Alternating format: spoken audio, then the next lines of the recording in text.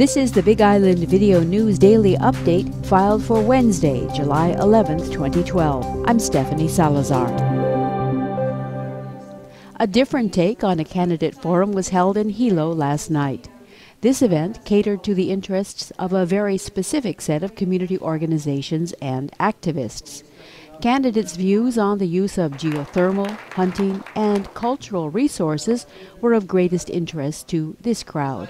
The event was sponsored by Occupy Hilo, Pele Defense Fund, Puna Pono Alliance, Ohana Ho'opakele, Malu Aina, Aloha Uprising, Na Kupunamoku o Keawe, Heiau o Lono, Na Koalohe o Ke Akua, and the Mauna Kea Recreation Users Group. Mayoral candidates Dominic Yagong and Harry Kim were both in attendance, as were a number of state and county council candidates.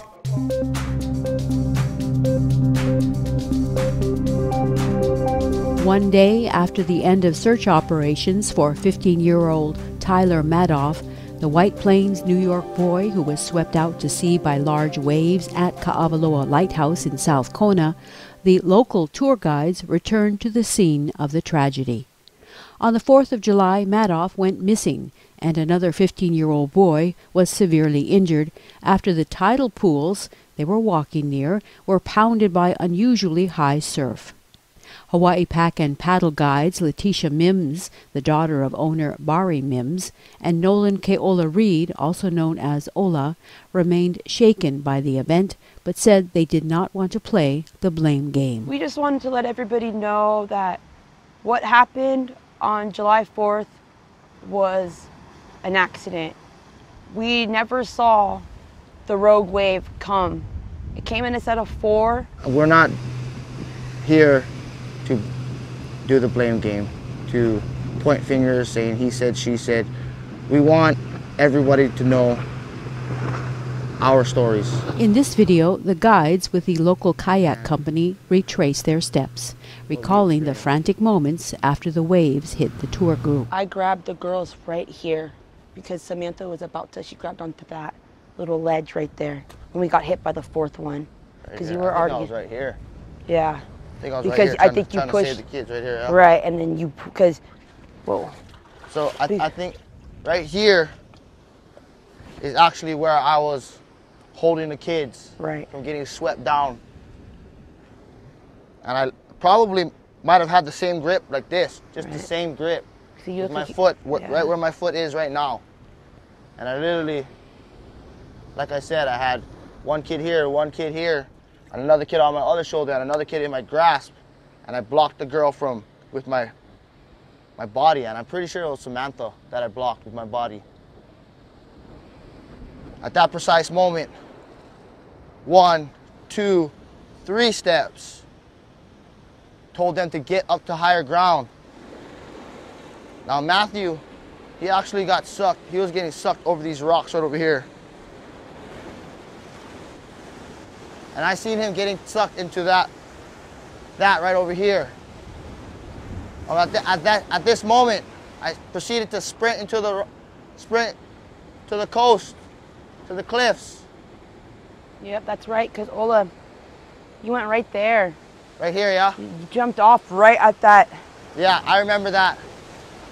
Because at that time, I saw you. That's the last place I saw you when I got to the kids. I did a head count. I knew that there was 2 that got swept out. As soon as I seen Matt go in, I sprinted in this direction.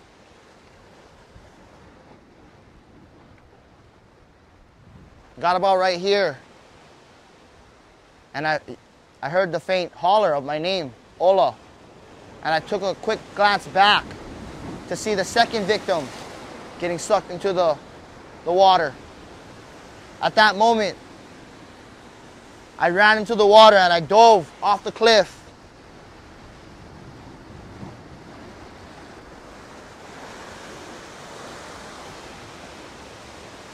And that's where I found Matthew's body floating up to the surface of the water, face down.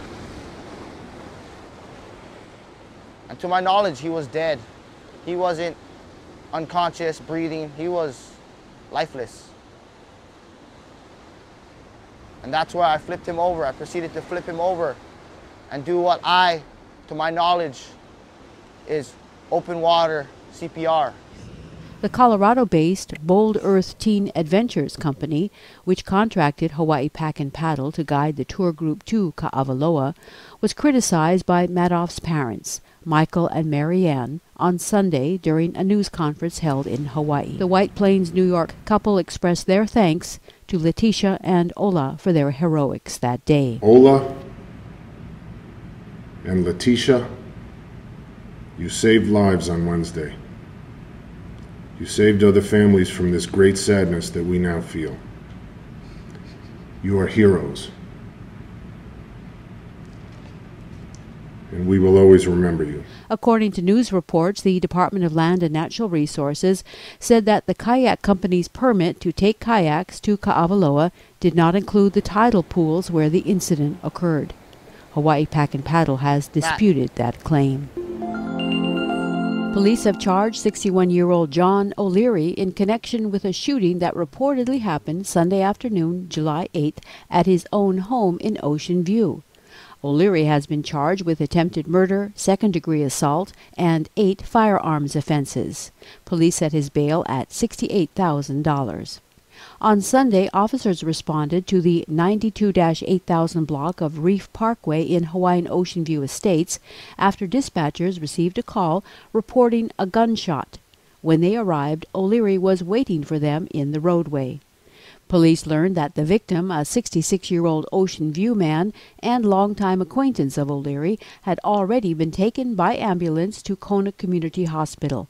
The victim had allegedly gone to O'Leary's house, where O'Leary reportedly fired several shots. One of the bullets hit the victim in his right upper thigh. The victim was able to drive away in his car with the gun that was supposedly used in the shooting, went home and dialed 911. The victim was taken to the Kona Hospital where he was treated and later released. Police recovered the weapon, identified as a .22 caliber revolver. An investigation into a burglary on Maukaloa Street in Pepeekeo that took place on Thursday, July 5th, has resulted in the arrest of 20-year-old Shaylin Momi Ara. Police responded to a reported burglary in progress on Maukaloa Street in Pepeekeo after neighbors observed a woman running from a residence about 11:30 a.m. Responding police officers checked the house and determined that an attempt had been made to gain entry, causing damage to a glass pane. Neighborhood checks conducted throughout the area led to the identification of the responsible person.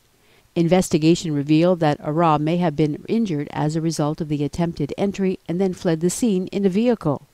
At 1 p.m., police arrested Shaylin Momi Ara in the Pauka'a area of Hilo.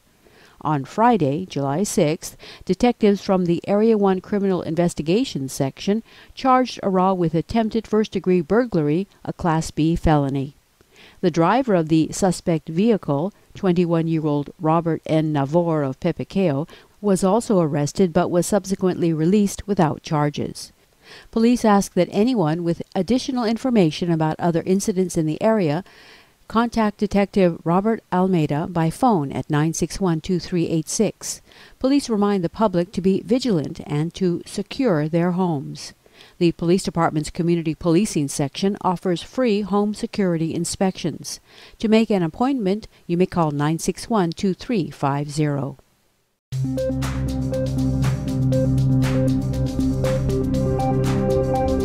A change of command ceremony for the U.S. Army garrison Pohakuloa was held on base on Tuesday. Lieutenant Colonel Roland C. Niles relinquished command to Lieutenant Colonel Eric P. Schwedo. Also, there was a special recognition for the assumption of responsibility of Command Sergeant Major Alan D. Riggs, now the senior non-commissioned officer. The change of command ceremony included a blessing by Kahu Daniel Kaniala Akaka, hula, patriotic music, and remarks from Colonel Douglas S. Mulberry, the commander of the U.S. Army Garrison Hawaii, who was the reviewing officer and offered insights into the hard work and accomplishments of the outgoing Lieutenant Colonel Niles. Chris has been the face of the Army here on Hawaii Island, engaging with the community, communicating the Army's story and our actions, and listening to their concerns in an effort to be a good neighbor as we coexist here in this special place. His attention is also focused on the natural and the cultural resources. His efforts and his staff efforts were epitomized by the instrumental role that they played in working with the state to complete an environmental assessment so that our own 25th Combat Aviation Brigade can conduct a high altitude training on Mauna Kea and Mauna Loa last October. This was crucial training for our aviation forces before they faced a year of operations in southern Afghanistan that directly allowed pilots and crews to become proficient in operations in high altitudes. And we did it in a way that was environmentally friendly, and we did it with no impact. Similar efforts continue to work as we complete a programmatic environmental impact statement to allow additional live fire here at Pohakuloa Training Area. Niles and Shwedo also spoke at the event. Our supporting effort has been installation readiness. That means maintaining an installation capable of supporting our servicemen. This includes protecting our natural and cultural resources, as well as maintaining partnerships with our community. We do this while balancing the mission with the resources that we're given. We have and continue to have the responsibility to be good stewards of the resources we have responsibility over. I want to say it's been an honor and a privilege to serve with you. Over the last 2 years, we have made a lot of progress and improvements. We have completed millions of dollars in projects that have improved our training support to include the UAV airstrip and a mount site, while nearly completing the Striker range and a convoy live fire range. We did all this during a time that was very dynamic. That included assuming command and control of PTA from the Oahu directorates, transferring training support to personnel and equipment reductions and reorganizations. We have continued to improve and make a facility that best serves our soldiers. My only parting advice is to always remember why we are here, and that's the men and women in uniform, our servicemen. What we do enables them to be prepared for that next mission and return home safely. When I was looking at the attendee list, I was thrilled to see the amount of veterans groups and local organizations that are attending and also have a relationship with PTA. These relationships are essential. I want to thank you for being here, and I look forward to meeting with you and maintaining these bonds that Lieutenant Colonel Niles has established. Mahalo. All policies and procedures remain in effect. Niles has commanded Pohakuloa for the last 2 years. His next assignment is as the Fire Support Coordinator for 3 Corps at Fort Hood, Texas. During his Army career, Niles has served in field artillery assignments in the United States, Bosnia, Herzegovina, Korea, and Iraq. Shwedo, a Special Forces officer, comes to PTA from U.S. Special Operations Command in Tampa. He has served in Special Forces assignments in the United States, Afghanistan, Iraq, Jordan, Kuwait, and Qatar.